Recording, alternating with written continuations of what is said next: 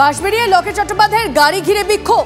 17 নম্বর ওয়ার্ডের সেনপুকুর এলাকায় লকেটকে কালো পতাকা দেখানোর অভিযোগ তৃণমূলের বিরুদ্ধে, পাশাপাশি গো ব্যাক স্লোগান দেওয়ারও অভিযোগ বিজেপির, যদিও অভিযোগ অস্বীকার তৃণমূলের। ঘটনায় জেলাশাসক ও এসপির কাছে অভিযোগ জানানো হয়েছে বিজেপির তরফে।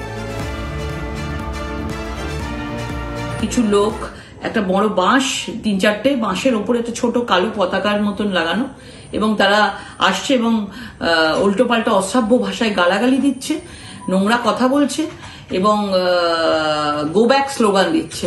এবং সেই অবস্থায় চারিদিক দিয়ে গাড়ির মধ্যে মারতে শুরু করে এবং সিকিউরিটিরা গাড়ি থেকে নেমে যায় এবং বিভিন্নভাবে চেষ্টা করে যে কিভাবে গায়ে আমার হাত দেওয়া যায়, কিভাবে কাঁচ ভাঙা যায়। মানে একটা বিরাট ভাবে বড় করে একটা ষড়যন্ত্র করেছিল এবং সেখানে আমরা কেউ কিচ্ছু জানতে পারিনি।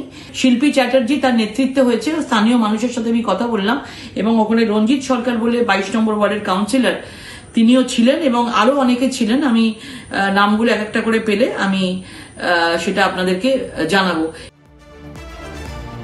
লকেট চট্টোপাধ্যায়কে কালো পতাকা দেখানোর অভিযোগকে মানতে নারাজ। কালো পতাকা দেখানোর প্রয়োজন পড়ে না তৃণমূলের, ভয় পেয়েছেন লকেট, পাল্টা দাবি তৃণমূল জেলা সভাপতি অরিন্দম গুইনের।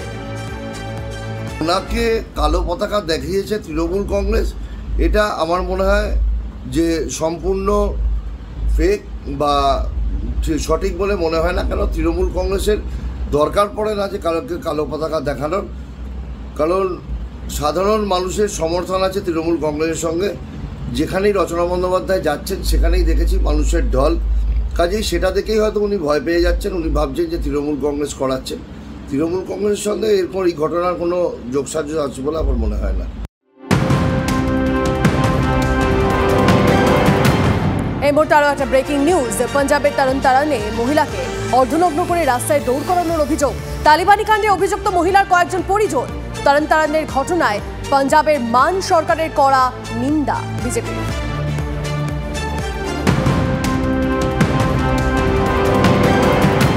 এই মুহূর্তে আর একটা ব্রেকিং নিউজ। আজ কালবৈশাখীর পূর্বাভাস। দক্ষিণবঙ্গের সব জেলাতেই বজ্রবিদ্যুৎ সহ ঝড় ও বৃষ্টির সম্ভাবনা। কালবৈশাখী হতে পারে পুরুলিয়া, বাঁকুড়া, ঝাড়গ্রামে।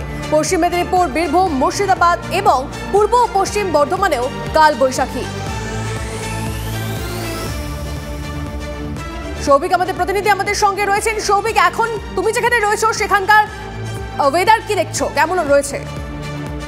দেখো, আলিপুর হাওয়া অফিস থেকে কিন্তু গতকালকেই বলা হয়েছিল যে আজকে থেকে এই যে তাপপ্রবাহ চলছিল দক্ষিণবঙ্গ জুড়ে, সেটা কিন্তু আজকে থেকে অনেকটাই কমে যাবে এবং ইতিমধ্যেই কিন্তু সকালবেলায় নাওকাস্টের তরফ থেকে যে ওয়েদার আপডেট দেওয়া হয়েছে সেখানে বলা হয়েছে কলকাতা এবং কলকাতার পার্শ্ববর্তী বিভিন্ন জায়গায় কিন্তু 30 থেকে 40 কিলোমিটার ঝোড়ো হাওয়া সহ ঝড় বৃষ্টি। পাশাপাশি পশ্চিমের যে জেলাগুলি রয়েছে বাঁকুড়া, পুরুলিয়া, পশ্চিম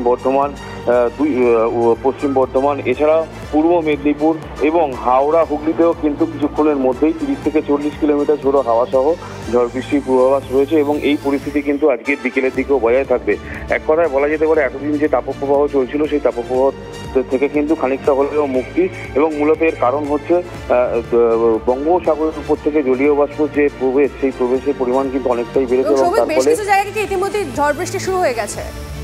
হ্যাঁ, একদমই তাই। এবং এই বৃষ্টিপাতের মূলত কারণ হচ্ছে বঙ্গোপসাগরের উপর থেকে জলীয় বাষ্প আসছে, সেই জলীয় বাষ্পের ফলেই কিন্তু এই বৃষ্টির পূর্বাভাস এবং এই বৃষ্টি ইতিমধ্যেই শুরু হয়েছে জেলার বিভিন্ন জায়গায় এবং এই বৃষ্টির ফলে কিন্তু এক কথায় বলা যেতে পারে যে তাপমাত্রা যেটা অনেকটাই বেড়ে গেছিল সেটা কিন্তু খানিকটা হলেও কমবে এবং সাধারণ মানুষ খানিকটা হলেও স্বস্তি পাবে। বেশ, অনেক ধন্যবাদ সৌভিক। অন্যদিকে যে ছবি আপনাদেরকে দেখাচ্ছি, হুগলি, মেদিনীপুর সমস্ত জায়গাতেই ইতিমধ্যেই আকাশ কালো করে ঝড় বৃষ্টি শুরু হয়ে গিয়েছে। দক্ষিণবঙ্গের সব জেলায় ঝড় বৃষ্টির সম্ভাবনা রয়েছে।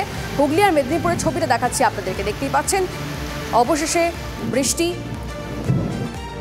হুগলি, মেদিনীপুরের ছবি এই মুহূর্তে আপনাদের সামনে।